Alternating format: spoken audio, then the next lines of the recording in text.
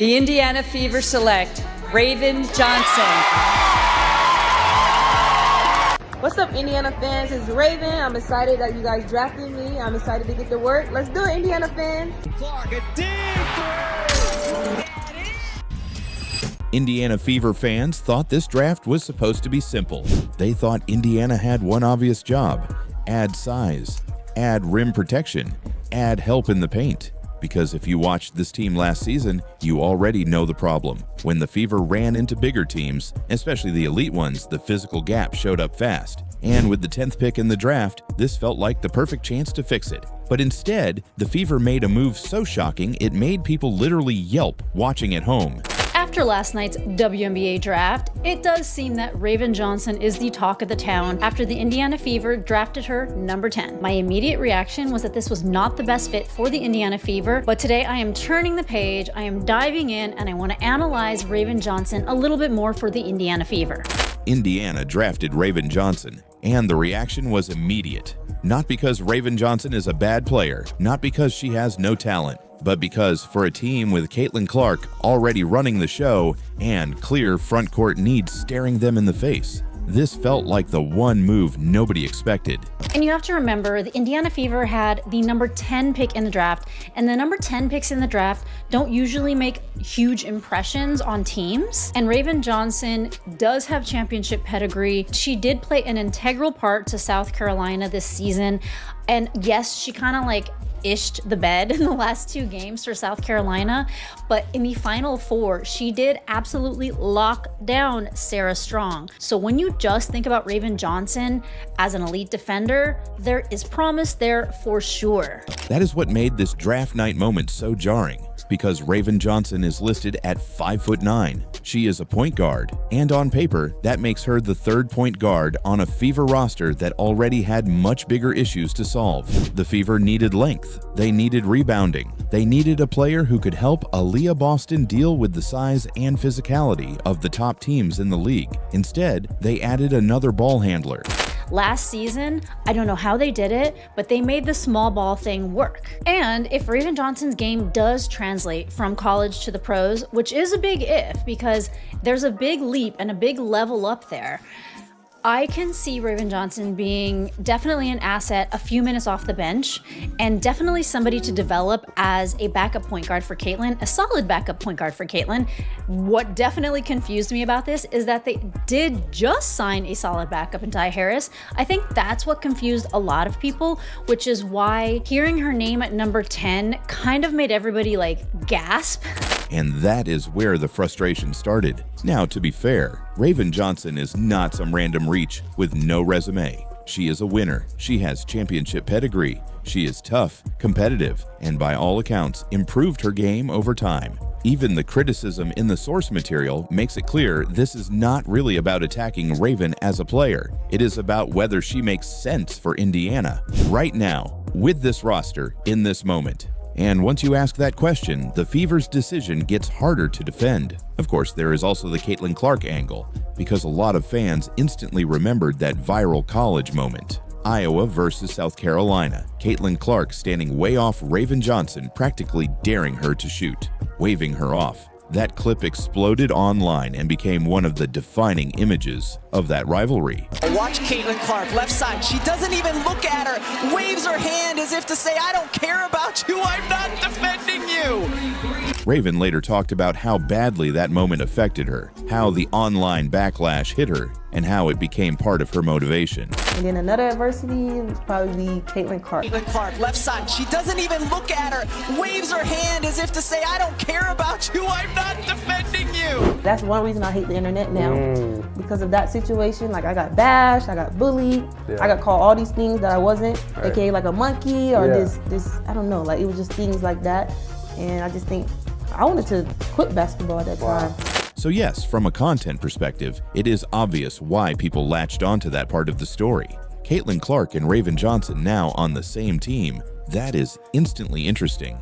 But here is the truth, that is not the real issue. This is professional basketball. Former rivals become teammates all the time. Players get over college history fast when they are chasing wins. So while that old Clark versus Raven clip gives the story juice, the real question is much simpler. Did Indiana make itself better with this pick? And based on the argument in the transcript, the answer looks like no. Because look around the WNBA. The league is getting bigger. Teams are valuing length, versatility, and players who can switch, rebound, and protect the rim. The New York Liberty are massive. The Atlanta Dream are getting bigger. The Mystics used their draft capital to add size. The strongest teams are not just talented, they are physically hard to deal with. And that is exactly where Indiana still looks vulnerable. Caitlin Clark gives you shot creation. Kelsey Mitchell gives you scoring. Aaliyah Boston gives you a paint anchor. Lexi Hull gives you perimeter value. The Fever also added toughness in free agency. But even with that, the source material keeps returning to the same point. Indiana still needed a true answer against elite front courts. They still needed more length and interior presence. And that is why this pick felt like such a miss. Because bigger options were right there. The transcript points to players like Medina Okot and Cody McMahon as examples of more logical fits, not because they were guaranteed stars, but because they addressed the Fever's actual weakness. If your biggest problem is getting outsized and beaten up inside, then using a lottery-level pick on another smaller guard feels like ignoring the test question and writing your answer on a different page.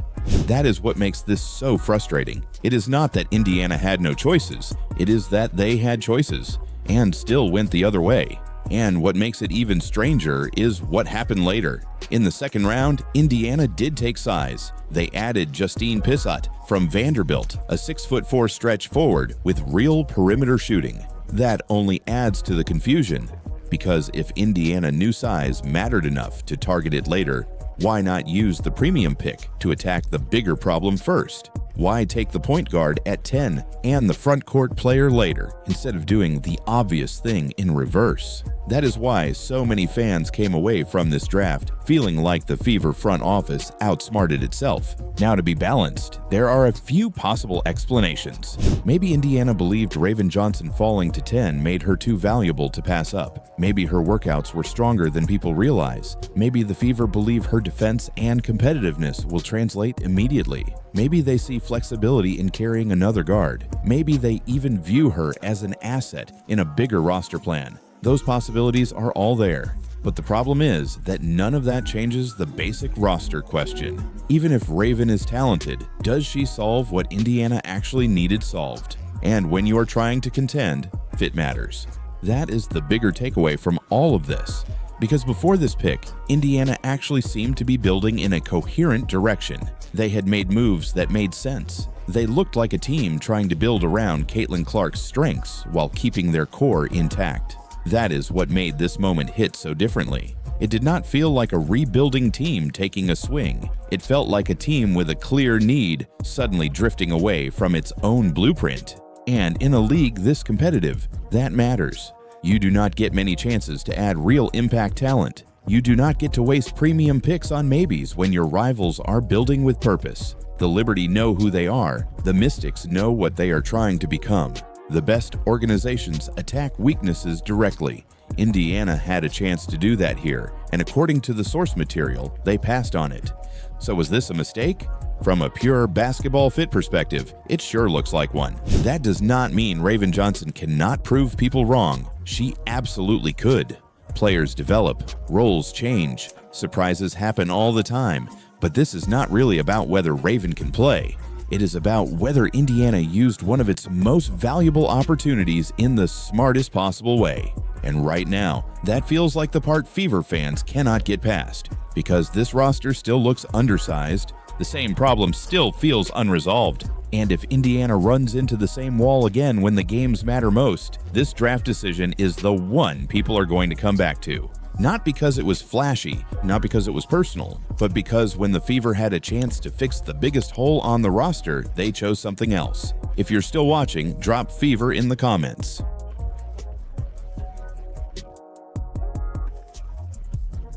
Sophie Cunningham back in Indiana. Yesterday we got news Lexi Hull was returning. We already knew Cece was going to be there. The question was, will they be able to get a deal done with Sophie Cunningham? A lot of us hoped we'd get both Lexi and Sophie back, but a lot of us also felt Is that really going to happen? Clark, a deep Sophie Cunningham is back with the Indiana Fever, but the wild part is not that she returned. The wild part is that while Fever fans were panicking, refreshing their phones, and wondering whether one of Caitlin Clark's fiercest teammates was about to walk out the door, Indiana was quietly working on something much bigger. They were not just bringing Sophie back, they were trying to figure out whether they could add even more toughness to this roster at the same time. And if that sounds like a small detail, it is not. Sophie Cunningham has agreed to a one-year deal to return to the Indiana Fever, sources told ESPN. Cunningham joins guards Kelsey Mitchell and Lexi Hall in coming back to the Fever. Indiana has also added newcomers Monique Billings and Ty Harris so far this free agency, okay? So Tres Leches is back in full effect, baby. We back, baby. Let's go. Sophie Cunningham is officially back with the squad. This is something we all wanted and we all expected, okay? But because what Indiana is doing right now tells you exactly how this franchise sees the future around Caitlin Clark. For a minute there, it looked messy. Free agency opened and Fever fans were watching the news roll in. Kelsey Mitchell was back, Lexi Hull was back, Monique Billings signed, Tyasha Harris signed, but there was one name everybody was waiting on, and that was Sophie Cunningham. Sophie Cunningham has agreed to a one-year deal to return to the Indiana Fever. All right, now, I was hoping that she could possibly go for a 2-year deal. I wonder how much money this 1-year deal is going to be. As I've been seeing, the 1-year deals are a little bit more expensive than the 2-year deals. So what is Sophie being signed for? That's my biggest question, but it is beautiful work to have her back. We know what she was doing last year with the 3-and-D, right? The spark of the team. When the team was stagnant, she come out, talk some trash, get a turnover, run it coast to coast, right? Then Sophie posted about betting on herself, and that was enough to send the fan base into full panic mode. Suddenly, people were acting like she was gone, like Indiana had lost one of the toughest players on the roster, and like the entire plan around Caitlin Clark was falling apart in real time. But that was not what was happening at all. According to the source material, Sophie's deal was already done before free agency even opened. Indiana was not scrambling. The front office was not caught off guard. They were sitting on the announcement while they worked through a second layer of the plan. Sophie Cunningham has re-signed with the Indiana Fever on a 1-year contract, which, by the way, she did mention in a video from her Show Me Something podcast that her next team ideally would be a multi-year deal. However, she did sign that 1-year contract with the Fever, which kind of suggests that she really does want to be with this team. This news is not very surprising to me. I was reading the tea leaves, and there obviously is no way of knowing anything for certain unless you are an insider, and even then, a team might change their mind if something happens and they think that they need to go a different philosophy. A lot of people were thinking possibly Damaris Dantas would not actually get signed because they waited until today, and she is signed, by the way. They were watching the front court market and trying to see if they could land another physical piece without blowing up the salary structure. That changes the whole story, because now this is not about a delayed signing. This is about a team trying to finish the puzzle before showing everybody what it built. And honestly, that should get Fever fans excited. Because one thing this front office clearly understands is that Caitlin Clark does not just need talent around her. She needs the right kind of talent around her. She needs shooting. She needs energy. She needs people who can run with her. But she also needs teammates who are not going to let teams just rough her up all game without consequences. Caitlin plays at a speed most teams cannot handle. She pulls defenders toward her every possession. She takes contact. She plays through traffic. And when a player like that becomes the center of everything, physical teams are going to test the limits. That means Indiana cannot just be skilled. They have to be ready for a fight too. That is where Sophie Cunningham matters. Yes, she can shoot. And yes, that matters a lot. The source points out that she caught fire from 3 and became one of the hottest shooters in the league over a stretch of the 2025 season. That part is real. But if you think Indiana wanted her back only because of the shooting, you are missing the bigger reason. Sophie brings edge, Sophie brings response. Sophie brings that feeling that if a team is going to get too comfortable pushing Caitlin Clark around, somebody is going to answer. And that is not just emotional, that is strategic. Because when Caitlin knows she has players beside her who will fight back, she can stay aggressive and keep playing her game. That is why Sophie is hard to replace. She is not just an enforcer who gives you a little spacing. And she is not just a shooter who happens to get feisty. She is both at the same time. That is what makes her valuable. Defenses cannot ignore her on the perimeter because she can punish them from three. But they also know she is not backing down when games get physical. That combination is rare. It gives Indiana more than production. It gives them personality. It gives them attitude. And for a team built around a star who gets targeted as much as Caitlin Clark does, that attitude matters. Now here is where the story gets even more interesting. The delay in Sophie's announcement was tied to Indiana looking at other front court options. The two major names in the transcript were Alana Smith and Azura Stevens. Indiana wanted to know whether they could add size, physicality, and front court depth next to Aaliyah Boston. But both of those players got max-level deals elsewhere, and Indiana was not willing to overpay when the value no longer matched the number. The moment those doors closed, the Cunningham announcement came quickly. That is not a front office reacting late. That is a front office staying disciplined. And that discipline matters because the Fever are trying to build something bigger than one season. A lot of people saw Sophie get a one-year deal and immediately started asking whether she was really happy, especially because she had spoken openly about wanting long-term security. That is a fair question, but the transcript makes it clear this is not just about Sophie. This is how Indiana is managing the expensive part of the roster right now. Kelsey Mitchell's deal is short. The front office is clearly trying to preserve flexibility for what is coming next with Caitlin Clark and Aaliyah Boston under the new CBA structure. In other words, this is not a sign that Indiana does not value Sophie. It is a sign that they are trying to keep the window open when the real money starts hitting the books. So no, Sophie did not get pushed aside. If anything, the opposite is true. Indiana wanted her back badly enough to keep her in place while they tested the rest of the market. And Sophie's own reaction after signing did not sound like somebody who felt disrespected. She said she had a feeling it was going to be another special season. She said, "Let's get spicy." That sounds like somebody who knows exactly what this team is building and wants in on it. But there is still one more twist, because Sophie may not be the only enforcer Indiana wants. The transcript points to the front court still being the real unanswered question on this roster. The guard group is deep. Caitlin Clark, Kelsey Mitchell, Lexi Hull, Sophie Cunningham, and Tyasha Harris give Indiana plenty in the backcourt. But the front court still feels like the place where one more move could change everything. And the name getting the strongest push in the source material is Myasha Hines-Allen.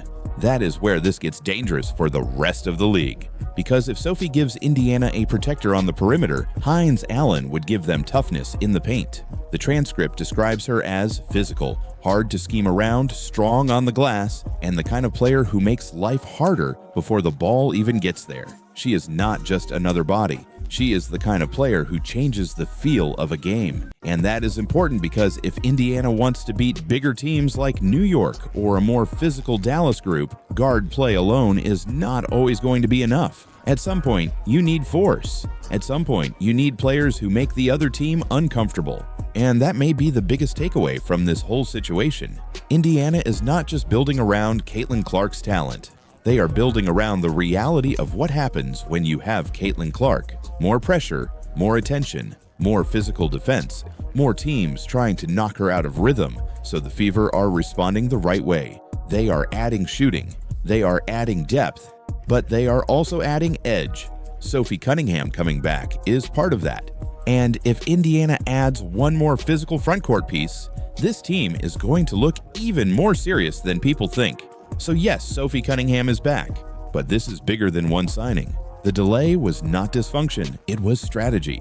The Fever were not just waiting on Sophie, they were testing how far they could push this roster build before showing their hand. And now the message is getting clearer. Indiana knows Caitlin Clark needs more than highlights and hype around her. She needs a team that can shoot, a team that can defend, and a team that can make opponents think twice before getting too comfortable. That is why Sophie matters.